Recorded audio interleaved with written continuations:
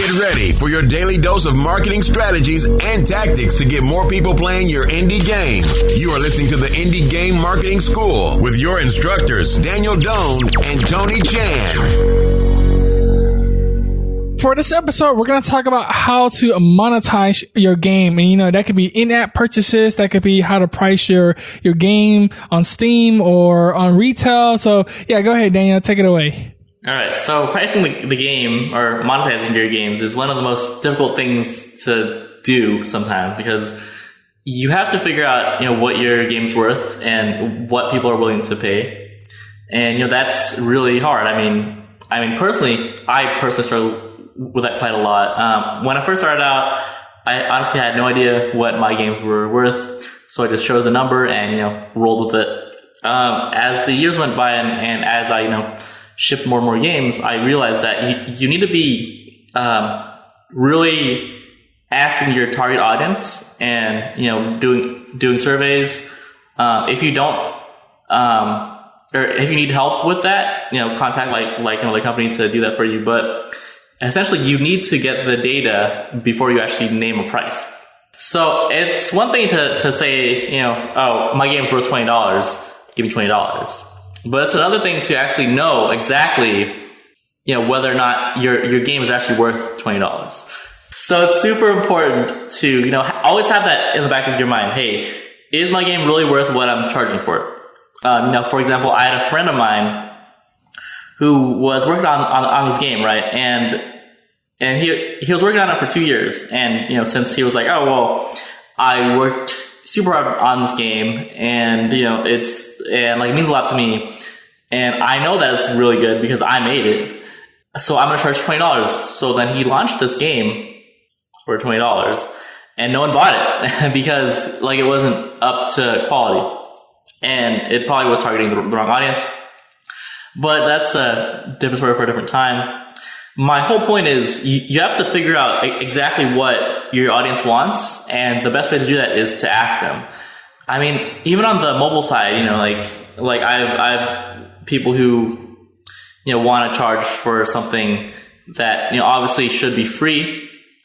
It's simply because the market's too saturated, or simply because the game could use a different payment model. And so it's all about trying to figure out the needs of the actual market as opposed to your own personal wants. Now, should the length of the game determine the cost of the game as well? So a few years ago, I was actually talking to a good friend of mine, and she was telling me about how good games should give 1 hour of playtime for every dollar spent. And at the time I was like, that's interesting, But I mean, from a development perspective, that kind of doesn't make sense sometimes. Since value is really relative to the genre, the experience, and the polish. I mean, I've paid $40 for a game that I only played for a couple hours. That was totally worth it to me. And I've paid $1 for a game that I've played, for the same amount of time. And I kind of felt ripped off. There's other metrics that need to be taken into consideration besides just playtime.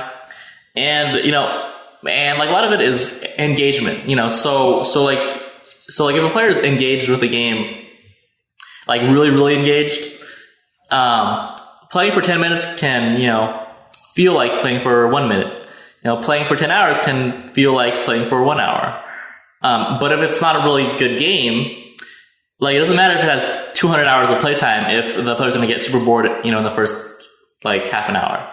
So as a metric, I always try to figure out how could I truly make the game engaging and fun as opposed to how, long I can stretch this out. I mean, I personally ran into this issue when I was making Sanctuary RPG.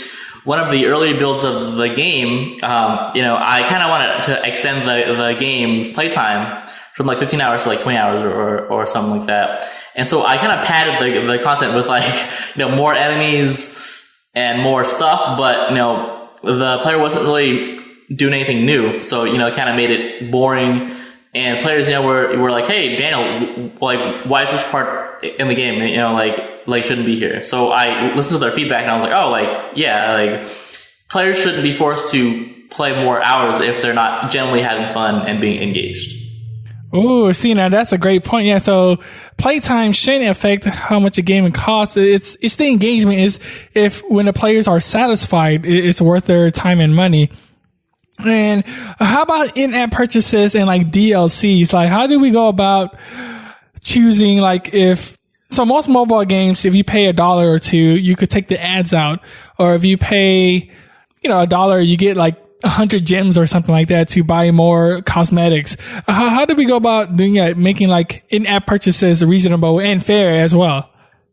So my personal take on in-app purchases is that they should basically give you more of what's already good. So like for example, if the game was freemium and players, had a great time, playing through the first hour or two, players, could, spend money to enjoy more of what's already good, as opposed to using money as like a paywall where, hey, if you don't pay, then you can't, move forward. So, I guess it's all about giving players like a good experience, even when it's free, but, saying, hey, like, if you want to have more fun and get more content, feel free to pay.